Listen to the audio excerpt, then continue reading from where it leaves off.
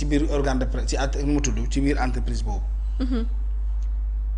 kooku nekkoon directeur des impôts Tahibou Ndiaye ñu xamoon Tahibou sa relation avec l'argent ma lay wax ne lu am solo la. Tahirou nekk milliardaire ba benn ci booy yi jege Tahibou du moins Tahibou Ndiaye nekk su kom nekk waayam di ko doxal yu bëri ñu sekk lu bëri sekk jàmm Tahibou di inspecteur des impôts ni booy yooyu. un inspecteur des impôts devenu directeur de la direction des impôts. D'accord. ñoom xam nañu ka pouvoir de manipulation d'argent bi doon jaar liquidité bi doon jaar ci loxo Tahirou kon ndekete direction des impôts nii la baree doole nii la amee xaalis. nii la baree koppar. tey bu Macky Sall ñëw au pouvoir. condamné ko pour des détournements je pense. booy yépp nekkoon autour de Tahibou Ndiaye ne wuzu billahi mina sheytaani rajim jàmm nag mu ngi ñuy bëgg a topp bu ñu jugul organiser wu jël l'état du Sénégal téye ko suñuy loxo non seulement lu ñu mënoon am ci état mënoon ko am ci nguur mënoon ko am ci suñuy liggéey dootuñu ko amati mais keneen ci ñun ku fi nekkati directeur des impôts dinañ la topp daan la. parce que tu es exposé kon il faut que ñu jël mbir mi téye ko ci suñu loxo ñu organiser pour la première fois un syndicat des impôts et des domaines booy gérer ko ba kenn ci ñoom génn commencé di dem ci plateau yi di défendre Tahibou Ndiaye défendre sa richesse ne waa ji lu ñu ko accuser ci ay milliards liggéeyam mën na ko jox mu koy layal. d'accord xam nga ndax yaa ngi fàttaliku. maa ngi fàttaliku bu baax mu toog ci télé bi. di layal Tahibou Ndiaye bi nga xam ne dañ ko jàpp condamné ko pour détournement de deniers publics à l'époque si je me trompe que Tahirou m'excuse. booy bi génn di ko défendre alalam war na mën a am lu toll noonu dem na ba ni Tahibou Ndiaye sax mën na am lu ëpp loolu ndax ay 13e mois ay commission yu muy am. yeneen ak yeneen boo ko dajalee war na mën a nekk patron bu toll noonu war na mën a am milliards yi toll noonu. d'accord. booy yooyu ñoo évolué jóge ci syndicat. dem ba création d'un parti politique parce que c'est des gens qui étaient animés d'une volonté de revanche sur l'histoire prendre une revanche pour leur patron membre de leur syndicat membre de leur corporation loolu moo leen dugal ci politique. D'accord. du woon pour les intérêts des Sénégalais. Okay. C'est un corps qui s'est senti menacé parce que seen patron bi seen ponkal bi. justice teg nga ko loxo daan na ko ci détournement de deniers publics te ne jàpp nañu lu mu amoon ci alal war na ko mën a am parce que seen liggéey may na ko. ok pour ñi nga xam ne xamuñu noonu la d'abord affaire yi tàmbalee booy bu ñu ñëwee ci politique comme ñoom ils étaient au cœur du système c'est le système qu'ils connaissent système de commission système de 13e mois système d'avantage d'État système de jox ma jox la système de waxal ma nga am système de xeexal ma ñoom ci système bi lañ nekk. booy partager terrain lan laa ci am ci revenu boo jaayee terrain bi loo ci am boo redresser entreprise bi loo ci am ça c'est le système. ok quand on parle du système mooy loolu direction yi seen enchevêtré nu ñu duggalante seen relation.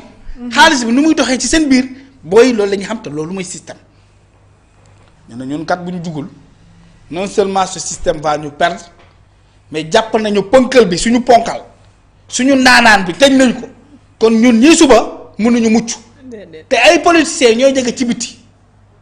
nee nañu ñoom ñoo leen gën a jàng ñoo leen gën a muus ñoo leen gën a intelligent ñoo leen ëpp ay lijaasa ñoom ENA la ñuy jaar ci yeneen politiciens comme ñoom Macky Sall jaaruñu ENA. Abdoulaye Wade jaarul ENA Senghor jaarul ENA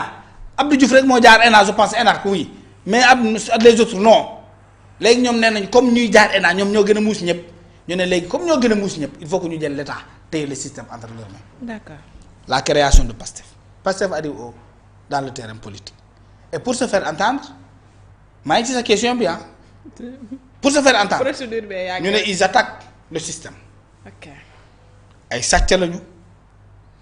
tey bi nga xam ne moom dañ jàpp nañ ko pour détournement kooku du détourneur mais les autres ay détourneurs de deniers publics lañu ay luubalkat lañu. dañoo jël alal réew mi détourné ko au détriment des Sénégalais di liggéey ci kaw askan wi réew mi di gën a ndóol dëkk bi di gën a pauvre ñuy détourner l'argent le clan Macky la dynastie yaa ngi fàttaliku terme yooyu dynastie Faye Sall mais dem nañu ba ne ba gëm la Sénégalais yi ne mais président de la République ay camions ñoo fay génn tous les jours di tibb xaalis di ko yóbbul Macky Sall ak i nitam gëm la nañu booy yi ne suñu dëkk dafa am pétrole boo xam ne Macky jaay na ko ba pare yaa ngi fàttaliku sax c'est vrai dañoo ne fekk jaay moo jaay pétrole bi boobu jamono kenn gisagul dara. kenn tegul benn usine. kenn tegul benn plateforme pétrolière kenn tegul benn pipeline benn bateau ñëwul kenn gasagul moom mu gëm la booy ne tout simplement pétrole bi jaay nañu ko yàlla def ñu ñëw au pouvoir. yàlla moom dafa aay. ne leen Macky bu mu fi nekk defar na BRT defar na TER inventé na programme ay programme au pluriel. bii mu tuddee ko PUMA bii mu tuddee ko Promoville. bii mu tuddee ko PUDC mu andi FONGIP. andi FONSTAB andi PUDC andi yeneen ak yeneen teg dëkk bi di 3FPT formé la financé la. accompagné la maanaam l'état te forme te donne une fonction. Tu n'as pas les moyens d'ouvrir une entreprise, tu vas au FONGIP pour te garantir, tu vas dans une banque, ils t'apprêtent de l'argent, nga continuer développer sa entreprise boo mënee fay nga fay. ñu ñëw ñoom projet yooyu mënuñu ñëw dollil beneen bu toll noonu parce que xamuñu fu xaalis bi daan jóge parce que quand il venait dañ jàpp ne palais ay conteneur xaalis lañ ko fa teg lañ fa tegle comme port autonome de Dakar nu ñuy teglee conteneur yi Basirou xam naa ba mu ñëkkee ñëw président dafa ne président fan la xaalis bi nekk ma naan da nga koy liggéey fii amul xaalis de sëñ bi fii amul benn coffre bu am koppar xaalis bi nga daan dégg da nga koy liggéey da ngay utiliser les services de l'État ñoom xamuñu ndax la ñuy utiliser les services de l'État da ngay dem leb ñoom fekk saaga woon nañu lebkat yëpp da ngay dem recouvrement impôt ñoom mënuñ ko recouvrir parce que bon pour nga mën a recouvrir impôt bu doy il faut créer de la recherche ñoom ils ne savent pas créer de la recherche ñu ne léegi comme lii yëpp mënuñu ko lenn rek moo ñu desee mooy dem àbb ji xaalis sa question bi ñëw na ñu dëkk ci dëkk bi di dugg naan déedéet mënuñu génn parce que boobu yow yaa saaga CD nu mu tudd UEMOA yow non yow yaa saaga FMI saaga Banque mondiale saaga Union européenne saaga tous les partenaires étrangers les amis du Sénégal la France l'Allemagne tous les pays européens traiter leen de mercantilistes de capitalistes de néocolonialistes nga falu yow nga dem ba rendre compte ne mbir mi union fale la foofu la gars yi ne la déedéet am na loo waxoon det kase da nga koy leer balaa ñu laa jox bunt yooyu mu tëju. ñu ne léegi ñoom comme dañoo muus dañuy dugg dans la zone de l'UEMOA avec la monnaie locale di àbb ci biir marché bi dem ci say wujju dafa dem leb xaalis jigéen nga. say wujju di waaw si sa wujju. naan ko sama jëkkër amul dépense. da lay yab de doo set de da lay yab bu la ko waxul boo génnee mu wax ko say mbokk wax ko say xarit wax ko ay nitam wax ko say noonu. looloo daal Sénégal ñuy dem ci Côte d'Ivoire bi nga xam ne moo nekkoon suñu wujju principal ci économie ci développement ci émergence. ci grandeur d'exportation port autonome de Dakar de tout et tout de partenariat même d'influence sous-régionale. ngay dem ci moom mu lay lebal boo yàggee leb sa wujju mais tout simplement dañuy ñëw taxaw ne la sëñ bi basta mënatuñu ko yow sa leb dafa bari. yow da ngaa bari leb yow bor bi nga fi yoroon daaw pare goo te état du Sénégal du dëkk boo xam ne day fay bor ba pare soog a lebaat day tegle ay bor loolu day andi benn risque boobu nag mooy finalement tu perds ta crédibilité kenn dootu la wóolu tu es exposé à comment dirais-je à une impossibilité de rembourser à temps et quand tu ne rembourses pas à temps tu accumules ta dette booy accumuler say dette di ko teglante da ngay nekk ci incapacité de trésorerie parce que tu ne pourras pas payer et tu deviens un pays dangereux un pays qui n'est pas sûr en tout cas à prêter de l'argent donc c'est ce qui fait que nous avons perdu cette crédibilité là 400 milliards du lu bari benn banquier mënoon na ko joxe à côté tu prends tous tes entrepreneurs tu les envoies en prison non seulement tu n'as plus une possibilité d'emprunter fii ci réew mi parce que tout simplement suñu économie mabal ngeen ko entreprise yi tëj na entreprise yi tëjul ñoo ngi suffoqué ñoo ngi raam di direeku parce que tout simplement amatuñu moyen commencé ko ci presse bi ci tourisme bi ci restauration bi bâtiment amul benn secteur boo xam ne tey mu ngi dox normalement donc tout le monde est fatigué parce que tout simplement nous avons à la tête de ce pays des gens qui ne savent pas financer le développement qui ne savent pas financer l'investissement, mais qui financent tout simplement le fonctionnement de l'État. Fonctionnement de l'État nag mooy bu état di tukki fay salaire fay bor yu ndaw yu sew sewaan yooyu noonu entretenir les bâtiments les infrastructures de l'État, c'est ce qu'on appelle le fonctionnement. Président bu bëggee tukki ñu réviser waat l'avion ba mu normal jël ay millions jënd ci kérosène mu tukki bu yeggee oto bu muy loger journée bu nekk ça peut être plus de 2, 3, 4, 5, 6, 7 ba 10 millions par jour il peut faire parfois plus de une semaine premier ministre jet privé lay tukkee mosoo dégg seen carburant fu mu jeexee mosoo dégg seen oto fu mu paanee mosoo dégg fenn fu ñu dàq benn député parce que dafa am impossibilité de payer sa location benn ministre bu am impossibilité de payer sa location un président de la République qui est retenu ailleurs parce que tout simplement son avion amatul kérosène bu koy indiwaat wala dafa paan tu l'entends jamais quand il voyage c'est plus de 200 voitures démb maa ngi compté cortège du président de la République j'ai compté 100 4x4 du n'importe quel 100 maa compté un B100 bu muy romb ci benn dëkk ñu koy filmer maa compté 1 2 3 ba téeméer ay oto di ko topp ay ministre ay DG ay militants simples ñoom ñëpp kenn ku nekk def nga sa plein ci alalu réew mi nga ciy daw et pendant ce temps ñun nous souffrons parce que tu ne finances pas ce qui peut nous développer pendant ce temps on est étouffé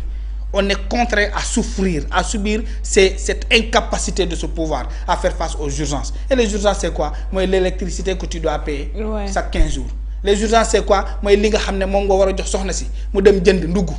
urgence bi mooy lan mooy li nga xam ne moom la xale bu ji moom nga war a fayal say doom école urgence bi mooy suñu yaay ji nga xam ne pañeem rek la yoroon mën a dem marché au poisson jënd ñëw ci koñ bi teg taabalam di jaay maire boobu amatul sax 10 000 boobu nga xam ne mooy fonds de démarrage d'une entreprise boo xam ne à la basse échelle à partir de son quartier mënatuñu ko urgence bi mooy naan nos étudiants qui souffrent qui se battent qui luttent qui se blessent qui se font agresser parce que tout simplement et ils ont perdu leur dignité et cette dignité là c'est quoi mooy bourse bi fi nekkoon mi ngay fay pour mën a bañ a leb parce que bourse dafa am valeur yooyu la bourse elle est là pour permettre à l'étudiant d'être à l'aise comme ça il fait moins de dettes la bourse a une autre fonction aussi pour que l'étudiant puisse satisfaire les petits besoins liés si tu es une fille vous connaissez les besoins des filles services hygiéniques ainsi de suite sous-vêtements donc loolu boo amatul bourse boobu rek t'es exposé parce que tu risques d'utiliser les mêmes habits les mêmes vêtements tu risques un jour de rester là sans service hygiénique donc c'est la valeur de la bourse l'autre valeur maintenant c'est l'étudiant au lieu d'appeler son papa tous les mois de wax ko sama kay jeex na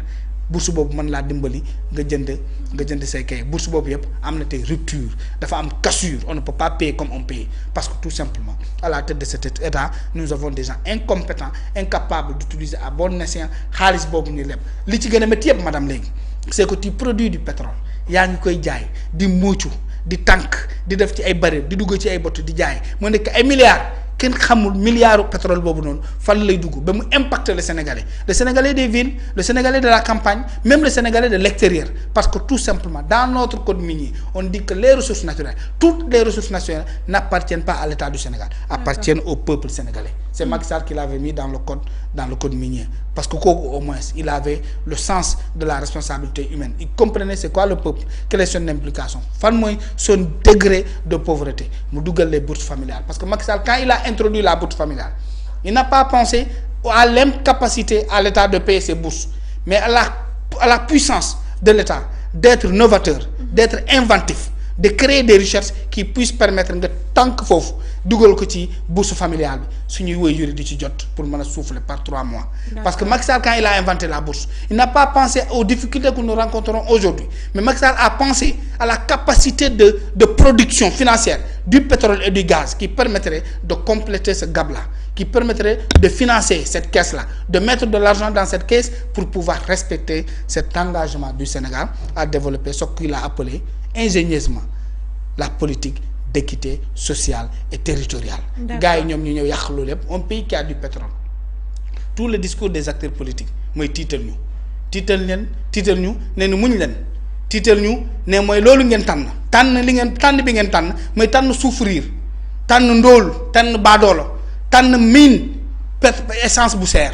tànn mine tàmm pétrole nu mu tudd courant bu cher tàmm dund lu neexul parce que tout simplement junni bi nga daan yóbbu marché nga ci am ceebu jën bu baax dootoo ko mënati mooy ñooñ ko tàmm ñun tiital ñu ci mën a ñàkk fayal sa doom jàng à temps ainsi de suite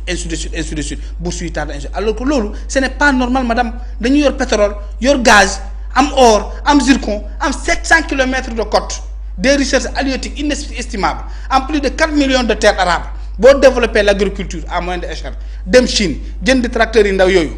manuellement nga koy dawalee. muy labourer muy ji boo ko jëndee 1 million Chine ñooy subventionné ne Sénégalais bu am 400000 nga am benn machine. 400000 yooyu ci machine boobu parce que l' état a subventionné ci xaalis boobu 500000 boobu 400000 boobu machine boobu mën na la labourer jiyal la sàndil la herbicide. contrôler la sa tool à moindre coût tu développes une industrie autour de l' agriculture parce que tout simplement le matériel agricole il est accessible à moindre coût parce que l' état tibb na ci xaalis pétrole bi tibb na ci xaalis gasoil bi financé subventionné ces engins là tu collabores avec la Chine c' est des bateaux et des bateaux lañ lay andil engins yooyu nga xam ne tolluwul dara lu tuuti lay doon maniable pratique et à effet escompté loolu mooy un état qui veut développer une agriculture. Mais pas un état après 2 mois au pouvoir Ousmane Sonko moo baax Ousmane Sonko moo bon Diomaye moo baax Diomaye mooy bon Diomaye coalition Diomaye xawma Pastef ainsi de suite du temps perdu on ne le rattrape jamais et c'est bien dommage pour le Sénégal que nous vivons. Empreinte obligataire bi nga xamante ne dañ ko prévoir woon ñu clôturer ko le 20 décembre ñu daal di koy dàq ba le 26 ñuy wax que de mu ne cette fonds est la dernière offre publique de l'État pour 2025 stratégie pour le gouvernement du président Diomaye confronté à des défis financiers et croissants mais Kandé ce qui est un peu compliqué mooy que ne ñuy wax que ne maturité différente de 3 5 7 et de 10 ans avec des taux d'intérêt yoo xamante ne de 6,4% 6,6% 6,75% 6,95% mu nekk ay taux yoo xamante ne taux yu élevé ci durée bu gàtt. waaw tout dépend ci li nga dugal maturité mooy temps bi ngay jël pour fay ko. taux de maturité maanaam yow bu dee da nga lebal 10 000 boobu war na la mënal beneen 1500 wala 2000 bu dee dans 6 mois lañ la ko war a fay. kon joxe nga 10 000 dans 6 mois tu as 12 500 6 000 11 500. mais bu dee ku joxe ay 1 million taux de maturité bi tamit mooy gën a wàcc parce que tout simplement lu ñu lay rembourser mooy gën a bari kuy dem ba 10 ans nag mën a patienter 10 ans. taux de remboursement bi mooy gën a kawe parce que tout simplement yow fukki at lañ lay fay donc yaay tànn lebal la léegi nga lebal léegi état mu fay la léegi. mais li nga ci am ci bénéfice du bari. mais bu dee da ngay lebal état lu bari wala sax mu tuuti si mais temps bu muy jël pour mu fay la day gën a yàgg. foofu sa taux de remboursement mooy gën a kawe mooy taux de maturité yi ngay dëgg. donc je pense que c'est logique le reste maintenant l'essentiel c'est à l'État de savoir trouver de l'argent parce que moo waxoon ne am nañu moyens yi ñii ñoo waxoon ne seen plan de redressement bii nii ñoo ko wax de man Pastef moom daf ma jaaxal Ousmane Sonko ak yéen itam bu mu demee fii Grand Théâtre dafa ne plan de redressement bii day éliminer ab leb ci diggante bi ab nañ fi xaalis ñetti yoon.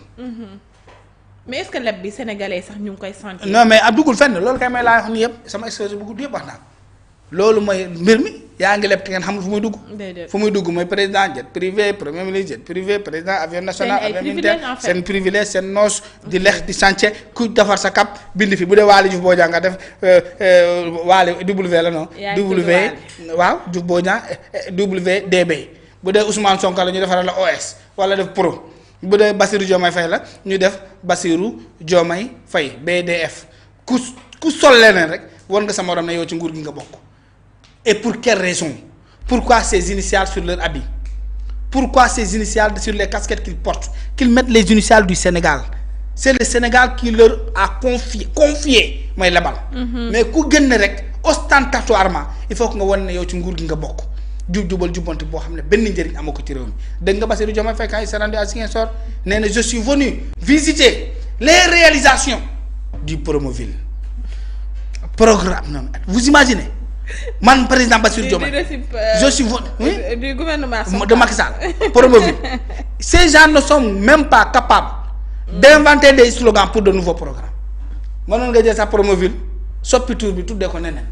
nga jël Puma soppi tur bi tuddee ko neneen PUDC nga soppi tur bi FERA nga soppi tur bi jël même FONGIP waroon nañ jël foofu soppi tur bi changer lépp def une politique d'effacement ils ne sont même pas capables de créer des slogans autour de projets nouveaux. D'accord. 2 ans au pouvoir il ne te reste que 3 ans 3 ans yooyu c'est des années zéro je te dis pourquoi c'est des années zéro 3 ans yi leen dese 2026 c'est les Jeux olympiques. taluñu leneen lu dul ay tubaab yi wàcc ci dëkk bi dinaan dañuy defal vélo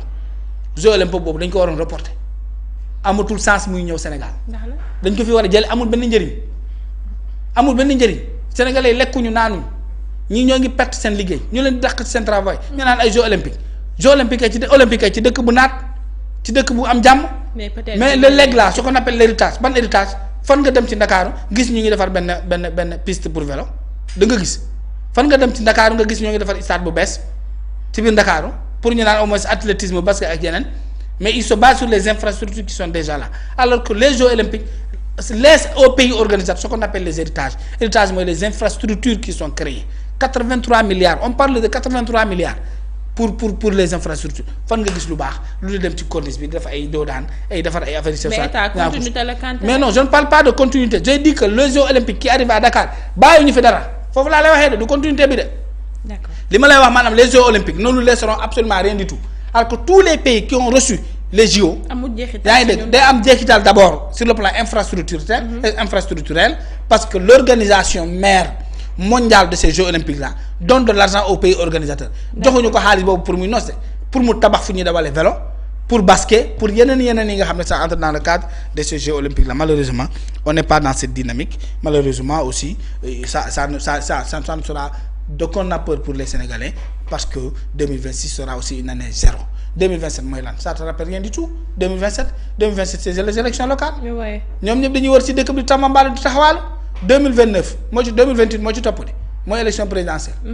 On va te dire 2029 du 2029 de 2029 mooy année passation de service. préélectoral. mooy jour élection yi parce que élection 2029 février la janvier février ñaari at ci ñaari mois ci at weer yooyu wax dëgg yàlla mën nga ko éliminer parce que le février 2024 moom à la kulli il y aura un nouveau président au Sénégal. 2029 kon année boobu mënoo ko def mandat. mënoo ko boole ci sa année. déedéet. 2028 mooy année post électorale. pré-électorale année bu électorale la nit ñi dañuy wër ci dëkk bi di préparer élection législative. kon ñii du ñu liggéey gérer bilan duñ ko fi am. non mais jeex na kay jeex na ba pare jeex na te ñu xamuñu ko moo tax wala bu ñu ko xamee moo tax ñuy profito di jëndi seen i terrains yi ngand ci koñ yi di tabax seen i immeuble di jënd seen i oto yu cher Baara Ndiaye bu demee bay am 100 millions. ñu ngi jënd oto. Baara Ndiaye moo ko wane di keroog da ngaa fàtte histoire polémique boobu Baara Ndiaye fu mu bokk. Baara Ndiaye. bokk Pastef. ci lay bokk moo tax man ma yërëm député Pastef dama leen yërëm billaay dama leen yërëm ñoom ñi di xuloo ak jomaay ma profité ci lii fexe leen ba bu leen xuloo ak jomaay député yi laa wax député yi boo leen muusoon tuuti député wu Pastef yi boo leen muusoon tuuti dem rangé wu ci ginnaaw jomaay moo leen jig ndax seen assemblée boo amee 200 jomaay da koy dissoudre kon doo leen ñam ci oto amaguñu oto ba léegi boo leen dof-dofloo ba xuloo ak jomaay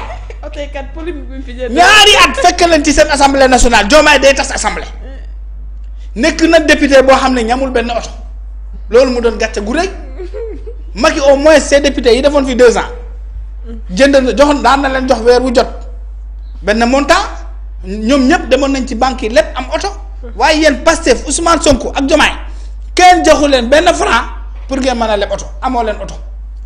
ngeen di xuloo ak borom assemblée Sonko moomul assemblée Diomaye mooy borom assemblée Sonko bu moomoon assemblée mooy am pouvoir de dissolution Diomaye moo am pouvoir de dissolution dem leen ranger wu ci ginnaaw Diomaye ngeen am seen ñaari at di leen ci dese bariwul lii leen dese ñu am ñaari at bariwul de. oto yi kat dafay juróom. Diomaye bu non loolu de man dama leen di waxal dama ne Diomaye bu bëggee suba ñoom ñoom ñu am oto. mais. xoolal Diomaye bu bëggoon du caaxaan de. mais en fait ñoom dañuy wax que les priorités sont ailleurs defal naa ko rek ma ne Diomaye bu bëggoon suba député passé yëpp am oto c'est lui le président de la République moo fi nekk ba 2029. ah. waay bu ko neexee mu dem gis ba léegi ministère des finances et budget mu ne faites un calcul nouveau j'ai besoin de tel nombre de milliards pour les députés suba bi laa ñu dajaleel ko xaalis bi. c'est le président de la République. mais boo la fi nekkee di topp Ousmane Sonko mi nga xam ne jëndal na boppam oto boo xam ne 2026 lay daw ci lu ñu wax yéen amagoo leen benn njaganjaay bi leen di yóbbu ci seen dëkk yi bu assemblée nationale amee 2 ans Diomaye dissoudre ko dem leen ci ginnaaw Diomaye ngeen soutenir ko bu 2 ans yi jotee du ko dissoudre ngeen 2029 ngeen am seeni oto en plus Sonko mu ngi leen di wax ne ngeen wàcc dugg ci dëkk yi mobiliser loolu leen di demee ci seen dëkk yi député buy luwee car rapide ne leen Sonko amoo leen oto waaw dañuy xam ne dëkk bi amul xaalis rek. voilà waaw dañuy xam ne dëkk bi amul xaalis. Sonko mu ngi yor ay oto mi baax di ko dawal yéen benn woto amoo leen ko watiir yoroo leen ko moom mën naa la na ngeen dugg ci loolu di demee ci seen commune yi Saara Bijji rek Kolda kese di seen commune la presque yow nga nekk député war a wër commune yooyu loo fa yóbbu noo fay demee bu leen dem fenn amoo leen oto dem ci dëkk bi mooy gàcce ak seen bopp ñu naan député la mais amul oto loolu dafa ñaaw. ñaaw la moom. non dafa ñaaw député ba xam ne buy ñëw day luy oto chauffeur bi bu taxawee wàcce rek ne sama oto la damay gaaw a ñibbi de. chauffeur yi xoolal ku fi luy oto yóbbu ko sa dëkk bi ngay yegg ci la chauffeur bi weer ñu muy waxal yëpp da leen di wax ne non man kii xaw ma ko dafa ma luy oto bi rek ma andi ko fi ñu naan waaye député bu leen ko nangu dem leen ànd ak Ousmane Bassirou Diomaye Faye. c'est une honte. c'est une honte c'est gàcce logique ah. oui non mais sérieux c'est honte député bu amul oto ba pare Sonko xam ne amoo leen oto mën naa leen da ngeen di dem créer ay commission locale Pastef yan commission da ngeen am ni ngeen fay demee. yéen moom waa ji sax du leen jox xaalis seen salaire matul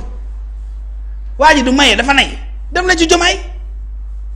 dem leen bootu ci ginnaaw Diomaye boo leen amee 2 ans du ko dissoudre mais boo leen fi dof loo bay xuloo ak Diomaye buy am ñaari Diomaye tekkam bii nii yàlla da leen di góolu de lu payi di def ba la bëggee ñuus day taxaw ci buntu kër gi yére yatam laxatu boo yeggee mu ne la tey gis nga bu 2 ans yi di jot ngeen continuer di xeex ak Diomaye di xuloo ak moom bu ñaari at yi di jot muy dissoudre assemblée nationale gàcce daal leen nag député bu amul oto ñu dissoudre assemblée ngeen ñibbi kenn du gisee oto yi dinaa waaye an oto bi nga daan andi fii nga war a wax say mbokk ne da nga doon loué. loolu ñaaw na. Diomaye yàkkamtiwu leen de dama leen di conseiller man seen doomu ndey laa seen cousin laa. jàmm laa leen yéene. nag leen bëgg. waaye ñibbi fii Saara Bijji député Saara Bijji mandat bi jeex mënatoo fa yóbbu oto nga ne ñu naan da doon loué oto loolu ñaaw na de. kàddu sérieux mu nekk